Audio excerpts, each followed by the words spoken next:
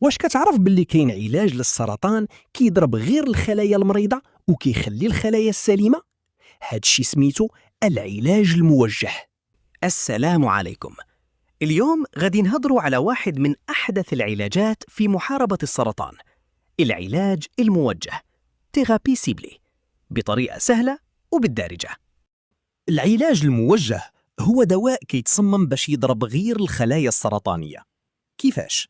حيت هاد الخلايا فيها تغيرات خاصة، الدواء كيتعرف عليهم وكيهاجمهم مباشرة. يعني ماشي بحال العلاج الكيماوي اللي كيأثر حتى على الخلايا السليمة. كيفاش كيخدم؟ العلاج الموجه كيقدر يوقف نمو الخلايا السرطانية، يمنعها تنتشر في الجسم، ولا حتى يقطع عليها التغذية ديالها، بحال إلا كتسد الطريق على العدو. بلوك. شكون كيستافد منه؟ ماشي جميع المرضى كيستافدوا من هاد العلاج. علاش؟ حيت خاصنا نديرو تحاليل خاصة باش نعرفوا واش الورم فيه داك الهدف اللي كيضربوا الدواء. هادشي سميتو الطب الشخصي. المزايا: أقل آثار جانبية من الكيماوي، دقة أكثر في العلاج، فعالية كبيرة في بعض الحالات.